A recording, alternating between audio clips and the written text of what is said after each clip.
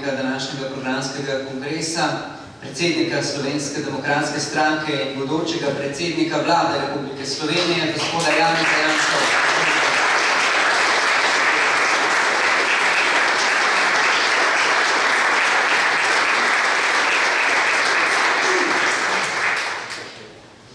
Spoštovani mladi kolegice in kolegi, dobro ste si gledali ta prostor, ne samo skrito valutam, ampak tako so tudi politični časi, smo sredi politične vročice. 3. junija bodo državnozborske volitve, jeseni lokalne, čez eno leto naslednje evropske volitve, skratka čaka nas eno leto zelo pomembnih odločitev, ker se bo določalo usoda naših življenj, ne samo v Sloveniji, ampak tudi širše v Evropi. Smo vpeti v Evropo in to, kar se dogaja okrog nas, v veliki meri določa tudi življenje pri nas. Še posebej pa to velja za vašo generacijo, ki bo v to okolje še bistveno bolj vpeta, kot pa so bile naše generacije. Dovolite mi, da še sam nekoliko se gledam ta prostor, ampak ne preveč 3 stvari bi rad omenil. Najprej, Žan je dal prej dobro istočnico, ko je govoril o tem, kaj je naša poslanska skupina v tem mandatu, ki je sicer mandat izgubljenih priložnosti po upravljenih volitvah, skušala narediti za mlade. Če naredimo statistiko predlaganih ukrepov in pobud, ki jih je v vašem imenu predvsem Žan vlagal v proceduro preko naše poslanske skupine, potem ste videli, da smo se skupaj odzivali na vse aktualne probleme mladih in tudi na tiste, ki že dalj časa trajajo, pa zaneč nismo našli rešitev. Zdaj, nažalost, je bila usoda večine teh zakonskih predlogov in pobud enaka, kot je bila usoda tudi vsega ostalega, kar smo predlagali. Vladna koalicija je to zavrnila ali brez neke jasne obrazložitve ali pa s tisto floskulo, češ, to so neke parcialne rešitve, mi bomo predlagali sistemske. Teh sistemskih potem nikoli ni bilo.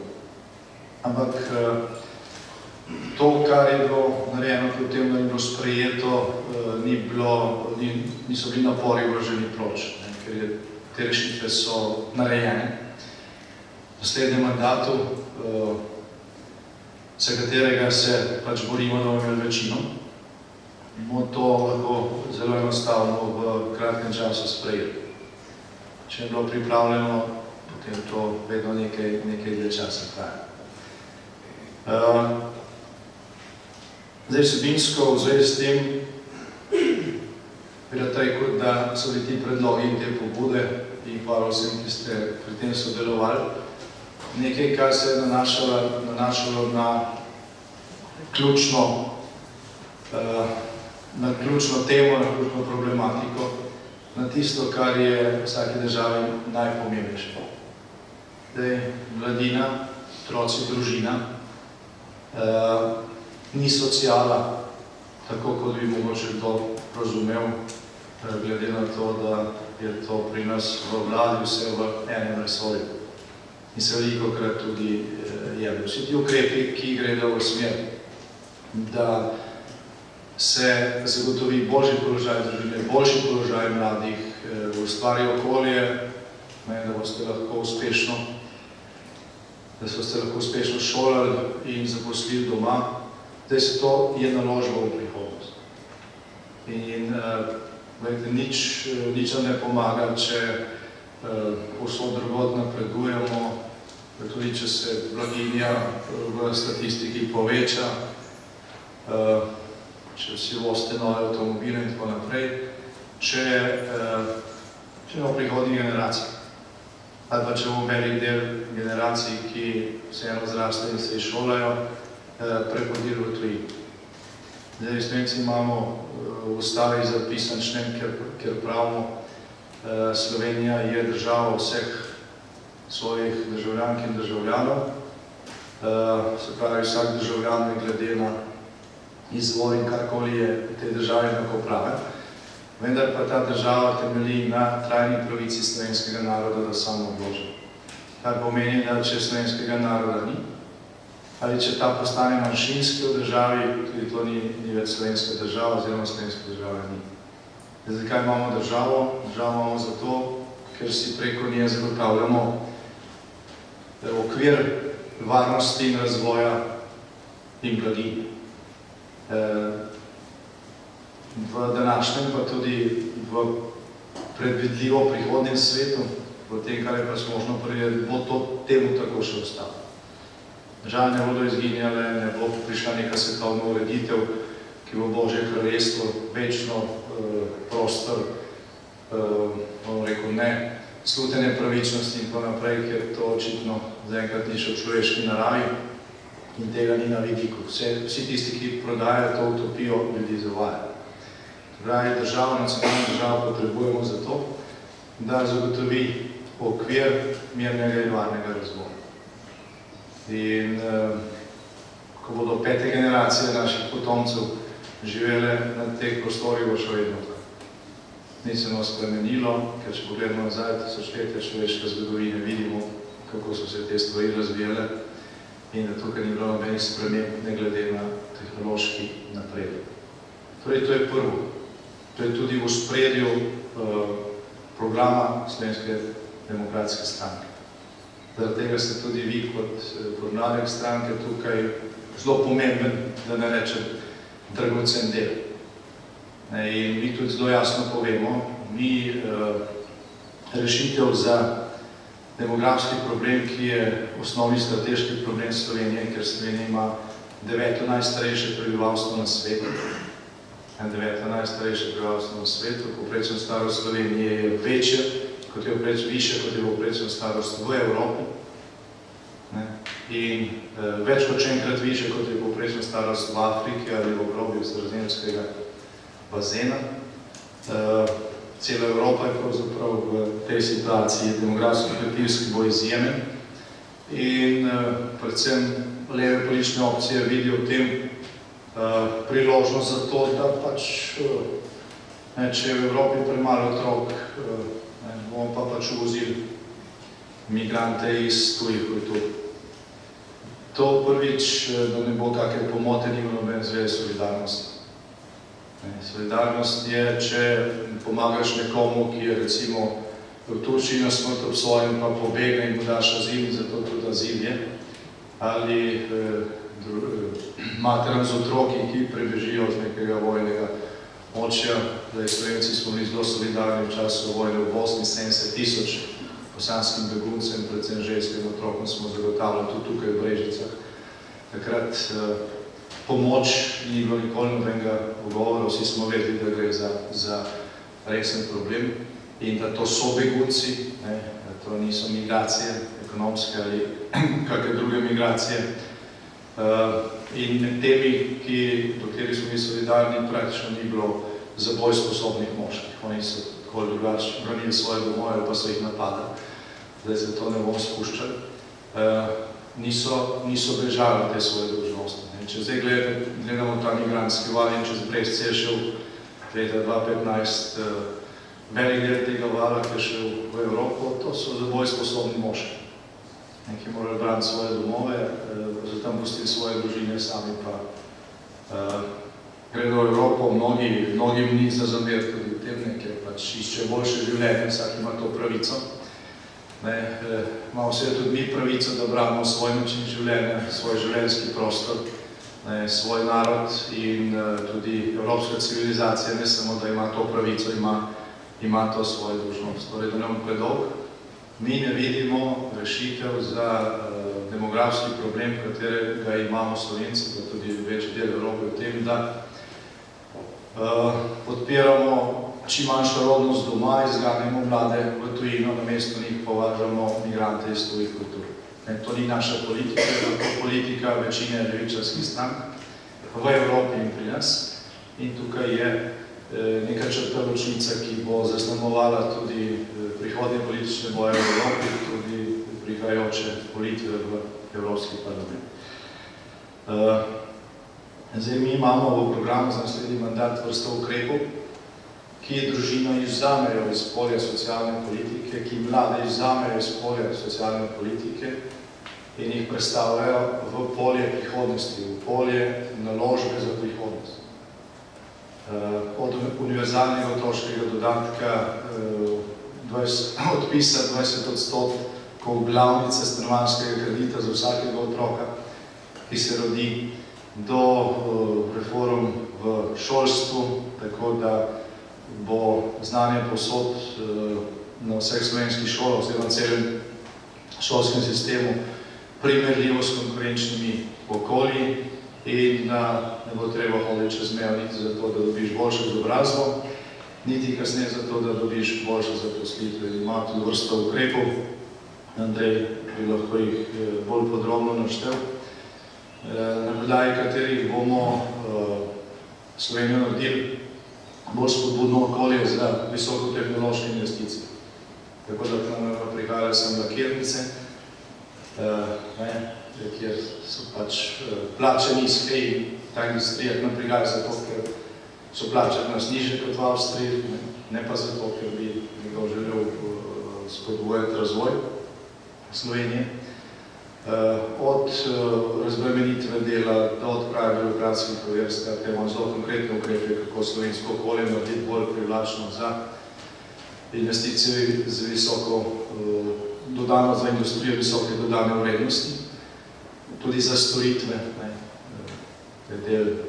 Te teme ste prej odpirali in verjamemo, da je možno v relativno kratkem času nadoknaditi ta razvojni zaostanek, ki se je v Sloveniji zgodil po letu 2008, ko se je najprej napačno odgovarjalo na gospodarsko in finančno krizo, ki je bila svetovna. Potem pa se je skušalo, ko se je gospodarsko okolje izboljšalo, v zadnjem mandatu pa se je skušalo tukaj braniti stare monopole in privilegije in predvsem preprečevati, da bi se nekatere stvari, recimo bančna luknja, razčistili, da se to v prihodnosti ne bi ponovilo. Torej, to je daleč najpomembnejše. In ko ste nagovarjali druge mlade in povedete, da za Slovensko demokratsko stranko niso socialne kategorije. V prihodnost, da bo tudi odnos zakonodajalca in prihodne vlade, če bomo mi vodili tukaj popolnoma drugače. Ni možno stvari spremeniti čez noč, v polovici mandata pa je možno na neko stopnjo, ko so spremembe že vidne, ko se jih lahko tudi občuti. Zdaj, naslednja stvar, ki bi rad poudaril, je pomen znanja.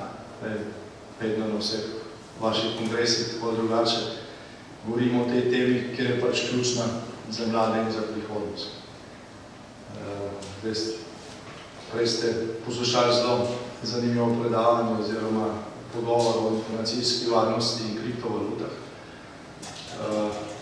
Upam, da ne bom vznevoril Andreja, ampak jaz mislim, da kriptovalute bodo seveda ostale, zaradi tega, ker to omogoča tehnologija in ker obstajajo realne potrebe. To prihajajo do različnih sprememb, različnih regulativ, poskusov, da se stvari na nek način tako ali drugače kanalizirajo. Skratka, spremljali bomo lahko podobne poskuse ali pa podobna dogajanja, kot so bila potem, ko se je pojavil internet in ko se je na osnovi interneta razvila povsem nova industrija in storitvena dejavnost in ko je to vplivalo na praktično vsa moderna področja našega življenja. Tukaj so mnoge stvari na začetkih, ampak zadeve bodo šle naprej. Da nam je zdaj bolj pametno na tistih, ki to poznajo. Naj sem poudaril, da je to zelo pomembno, da boste vi zelo verjetno prva generacija, ki bo poslovala na drugačen način, na bolj enostaven način. Mi zaenkrat še vedno poslujemo, trenutno še vedno poslujemo, ne glede na računalnike in tako naprej, tako kot pred 4500 leti, ko so v Sumeriji naredili prve kovance. To se bo na nek način spremenilo. Ne bo se pa seveda spremenil odnos do tega, kar določa vrednost, storitve produkta, česarkoli. Vrednost, prav vrednost vedno določa povpraševanje, to se pa ne bo spremenilo. So pa spremenila tehnologija, na podlagi katere se bo to realiziralo in vse se bo dogajalo bistveno hitreje. Večina vas verjetno že danes kupuje na spletu. In to se prinaša svoje prednosti, tudi kakšne slabosti, ampak to je popolno drugačna navada, kot je bila še 10 let nazaj za večino generacij. Torej, biti v toku tega, pridobivati nova znanja, to je ključno. Znanje je tisto, kar bo vedno vaše. Kakih 500 let je znan rek Jamesa Bacona, da je suverenost človekov znanje. Suverenost kralja je v meču in mošnji, v vojski in moči, ki jo ima. Suverenost posameznika, takrat je rekel svobodnjaka, je pa v znanju. Tega ti ne more nihče vzeti. Tega ne more nihče vzeti. To, kar so se naučili, boste vedno nosili s sabo. Ne bo tega treba shranjevati ne v bankah, ne v kriptovalutah, v glavi bo ostalo. In od tega, koliko znanja se bo nabralo, predvsem pod tega, kako zna to človek uporabljati, je dejansko odvisna suverenost posameznika v modernem svetu. Večina vas je tako drugače to že izkusila in vsako leto po prihodnosti, ki ga boste še preživeli, bo to samo potrebovalo. No in k tretji stvari, ki jo želim tukaj omeniti, me je navedel pogled včeraj na neko anketo, kjer so objavljeni podatki o tem, kako oziroma kakšna je volilna intenca posameznih starostnih kategorij v Sloveniji. No in ni to edina anketa, ki je to prikazala, večina jih to ali pa vse to prikazuje, zato je to očitno dejstvo in zaskrbljujoče. Kategorija volivcev nad 65 let bo zagotovila 3-krat večjo udeležbo na volitvah kot kategorija mladih od 18 do 25 let. 3-krat večji odstotek tistih, ki so starejši od 65 let, pravi, da bo zanesljivo šel na volitve 3. junija, kot pa tisti, ki so dobili volilno pravico tam do 25. leta. In tudi med 25 in 35 letom se krivulja malo dvigne, ni pa bistveno višje. Zdaj, kaj to pomeni? To pomeni, da, če bi se to dejansko zgodilo, to pomeni, da bo neka generacija, ki je vsega spoštovanja vredna, je dala veliko skozi, imela teže življenje, verjetno, kot se lahko obeta v prihodnjem, ampak vendarle neka generacija, za katero so recimo kriptovalute, energetska in informacijska varnost, večinoma nekaj takega, kot so za vas Peloponeške vojne, tam pred 2500 leti. Skratka, nekaj vemo, slišali smo o tem, pojma pa nimamo, kaj to je. In so te generacije določile, tistega, ki bo potem sprejemal zakon, postavil vlado, ministre, to pomeni, da bo tukaj nujno prišlo do razvojnega zaostanka. Tako drugače se vpliv volivcev v demokraciji preslika na tiste, ki sprejemajo zakone, določajo davke, štipendije, vse to. Torej, kaj želim reči? Želim reči, ne dovolite tega. Koliko lahko naredite in vplivate na svoje vrstnike, da gredo na volitve, to je daleč največ, kar lahko prihodnjih 38 dneh, ali pa 39 dneh, kot jih je še do volitev, naredite za to, da bo za vašo generacijo bolje. Zdaj, srečujem mlade, ki govorijo različne stvari, zakaj ne bodo šli na volitve. Zdaj, skupni imenovalec glavnega razloga je to, da na to niti pomislili niso. Da to sploh ni v zavesti, da so tukaj neke volitve, pa da se bo dalo nekaj odločiti. Očitno, to ni samo moj vtis, tudi ankete kažejo, da večina vaše generacije, nekoliko mlajše, misli, da to ni pomembno. Zdaj pustimo vzroke, vemo, kje so, od šolskega sistema, medijev, interesa, stricev iz ozadja, ki dejansko prihajajo v generaciji prejšnjih stoletij, ne sem prejšnjega stoletja, da mladi ne odločajo. Ampak, če se to nekje ne preseka, bodo posledice hude. Pa še to, ta ista anketa kaže, da med tistimi, ki pa šli voliti, so pa zelo visoko preference, pa nekih skrajnih političnih opcij. Skrajnih političnih opcij, ki tudi živijo v nekem svetu, ki nima nobene veze z kriptovalutami, internetom in tako naprej. Ampak z zablodami raznih ideologij prejšnjih stoletij. Kdo te volitve ali pa vsa ta odločanja v prihodnem letu, če bodo brez mladih, ne bodo imela dobrih rezultatov. Tako da tukaj je pa neka naša skupna naloga zdaj v tem času, ki prihaja. Mene zelo veseli, da ste tukaj predsedniki vseh treh pomladnih strank.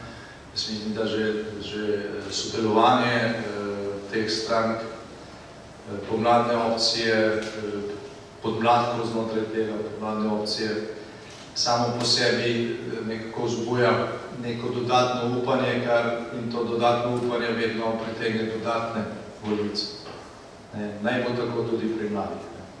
Naj bo tako pri starejših je to zelo pomemben dejavnik, ampak naj bo tako tudi pri mladih in pač to uporabite pri nagovoru svojih sovrstnikov. Toliko, veliko se da še narediti v tem času, po okolju, kjer delujete. Vabim se, da se pridružite našim okrajnim volilnim štabom, koliko že niste vključeni, vem, da ste znane obraze, znane aktivne obraze. Ste mnogi vključeni v te aktivnosti, kdo še ni,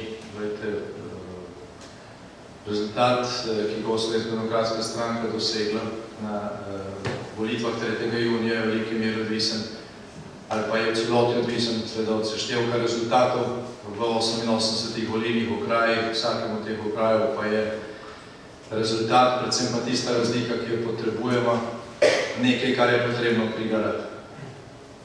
Vsak dan do zaprtja volišč. Do zaprtja volišč.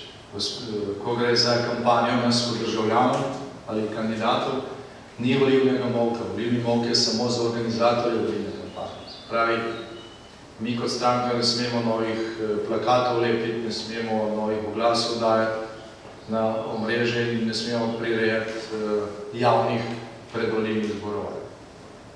Lahko se pa pogovarjamo s komerkoli, hodimo od hiše do hiše, od gostilne do gostilne, od volivca do volivca. Na svojem Facebooku lahko delate kar hočete, ker nobeni organizator volilne kampanje.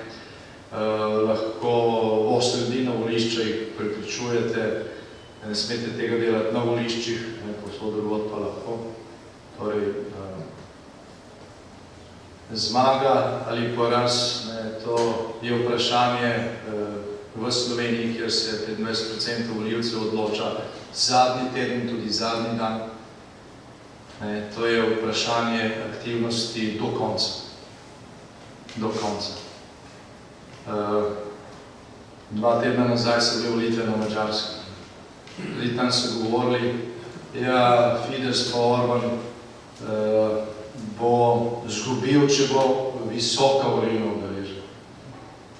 Nekaj dni nazaj smo slišali gospoda Damjaniča, ki preko Nina medije prireja ankete v Sloveniji, kako bo se zgubila, če bo velika volilna udeležba. Se moral prav nasmejati. Odvisno, kdo bo šel na volitve. Na Madžarskem je pač vodilna stranka aktivirala volivke in volivce, da so prišli na volišče. In so bile dolge vrste pred volišči, nekaj volišča so bilo odprta do 10 večer. Seveda levičarji so mislim, da bo to za njih, pa seveda ni bilo. Ko sem se videl, da Fides zmaguje tudi v okrajih, kjer Budimpešti, kjer je levičarska koalicija pričakovala zmago, sem pač vedel, da ne bo tako, kot poročajo mediji pri nas in drugod po Evropi. In smo želeli čestitati našim madžarskim kolegom, tam so rekli, volilnem štabu, pri nas še nihče ne proslavo. Ura je bila 8:30 zvečer, se pravi 1,5 potem, ko so bila volišča uradno zaprta, ampak tam, kjer so še ljudje čakali, da po zakonu ne sme zaprti. So rekli, vsi smo še na terenu, vsi delamo. Kampanja še vedno traja. Proslavljali bomo, ko bo zadnje volišče zaprto, če bomo zmagali. In zato so zmagali, 2/3 večino so dobili. Tako da iz tega se lahko nekaj nauči. Vsak glas je enako pomemben, pa ga, če ga da mlad, star, nekdo, ki je komaj dobil volilno pravico, ali nekdo, ki mogoče voli zadnjič, vsak glas je enako pomemben, če ga da reven, bogat, v mestu, v hiši, v bloku, kjerkoli. Je pa res, da starejšega človeka ali pa upokojenca lažje prepriča drugi upokojenec, mladega pa lažje prepriča, ker ve, kakšne probleme ima, kako je treba na to odgovoriti. Torej, zato, da se poveča volilno udeleženje mladih, ste vi ključni. Ste vi ključni in če vsak okrajni volilni štab imel vašo pomoč pri nagovarjanju mladih v vseh 88 okrajih do volitev, potem bo ta udeležba bistveno večja, kot je kaže ankete, in temu primeren bo tudi rezultat za Slovensko demokratsko stranko, ali bomo rekel za tiste stranke, ki mlade ne smatra za socialno kategorijo in za nekaj, kar se lahko nadomesti z uvozom migrantov. Tako preprosta je ta dilema. Jaz sem prepričan, da bomo to poslanstvo skupaj opravili. Hvala vam naprej za ves ta trud, ki ga bomo še vložili do 3. junija. Danes vam želim, da uspešno nadaljujete ta kongres, sprejmete prave rešitve in odločitve, da se kasneje tudi poveselite. Vse kasnejše piknike in vse ostalo pa preložite na čas po 3. juniju. Hvala lepa.